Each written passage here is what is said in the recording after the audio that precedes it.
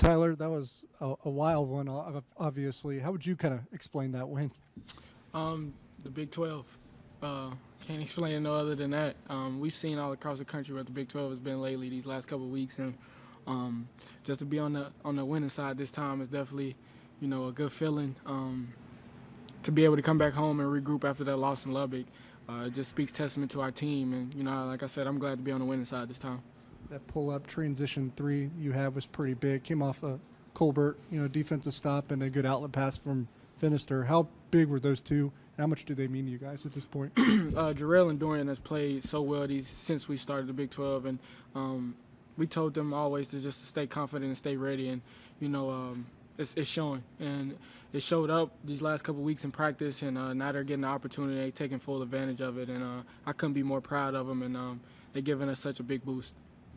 Arthur, given that you guys are now 5-0 in overtime games, I'm wondering, when overtime start, are you guys just really comfortable in that environment, or walk me through what's going through you guys' head when that starts?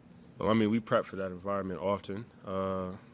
Fight the grind, what I'm saying? We work on these situations a lot during practice. So, once we got to overtime, it was just another thing that we've done before, and we just had to execute the way we know how to execute. Can you walk me through your three-pointer, I guess your 4-point play there in overtime? Mm-hmm. It was a great offensive board by David, and he was able to kick it out to RJ. And, RJ had just hit one, so I thought he was going to shoot it, but I saw my man rotate over. So once I saw that, I asked for the one more. And I noticed Jacoby Walter was, feet inside the three-point line. Had a clean look, so I decided to take it. And Cam having to watch the end of that on the bench, what was your reaction to how it ended? I was, like Art said, we practice this all the time. It's nothing new.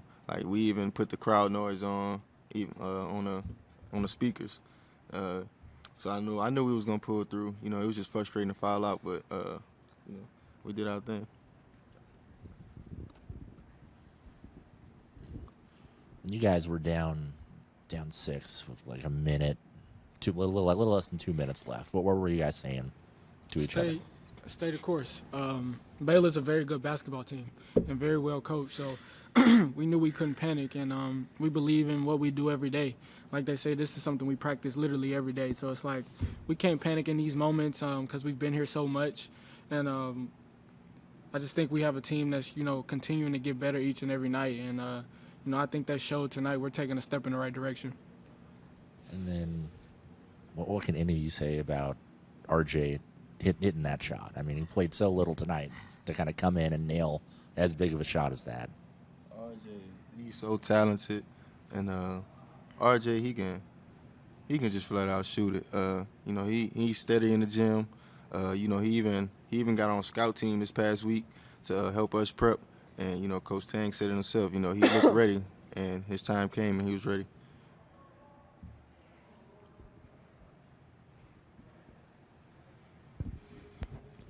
Tyler, this is I forgot the number, but 6 or 7 straight games in a row where you guys just really aren't letting anybody score on you. Why do you think defense has been so good for this team lately? This ain't no knock on nobody on our team, but we don't just have a guy that's just going to go get 30 or 40 every night. We so well-rounded. And so defensively, we so versatile, and we know we have to win on the defensive end. We can't rely on our offense each and every night because it's shown we struggled on the offensive end, but what can be consistent is our defense. And the biggest thing about our team is just not letting our offense dictate our defense, and I think we're taking a step in the right direction for that. But when we put it all together and, us three have big nights plus defending on the end, I don't think there's a team in the country that we can't beat.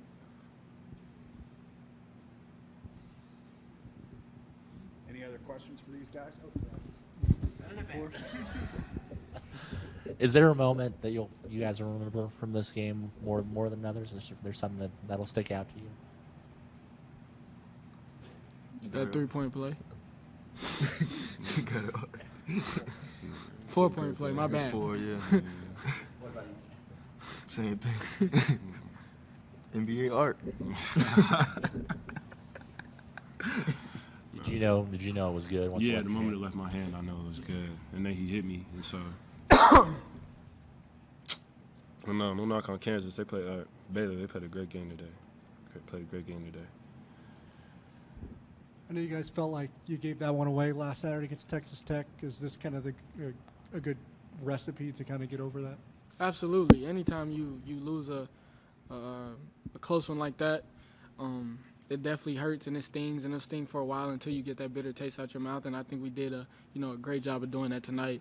And just like the Texas Tech one, we got to put this one behind us in the next 24 hours, and we got to get ready for Oklahoma State because it's all about the next one, and you can't rest against nobody in the Big 12.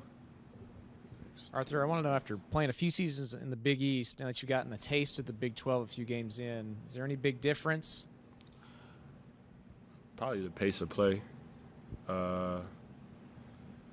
physicality, what we could get away with, what other teams could get away with as well. But it's all good competition, Big East, Big 12. I mean, we're all college-level basketball players, and we're here for a reason. So you're going to come in every game knowing that it's going to be a war.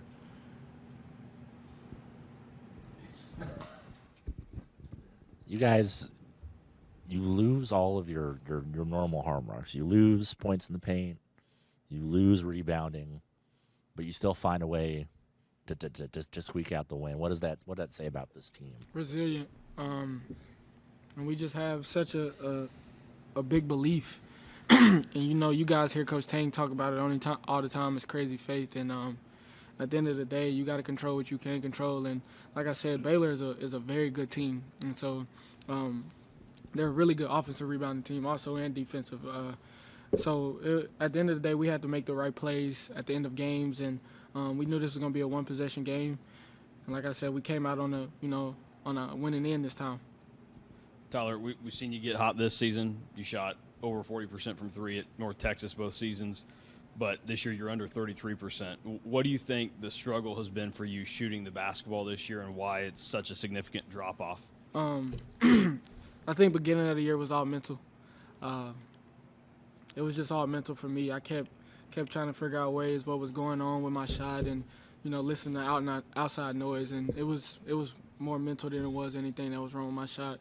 I wholeheartedly believe in my jumper, and I'll never stop believing in it. I got a great group of guys around me and coaches that believe in it, and so I'm not worried about misses at this point because nobody remembers misses when that confetti falls.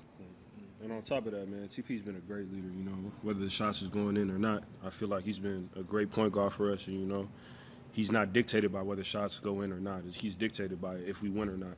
And that's a tell sign of a great point guard.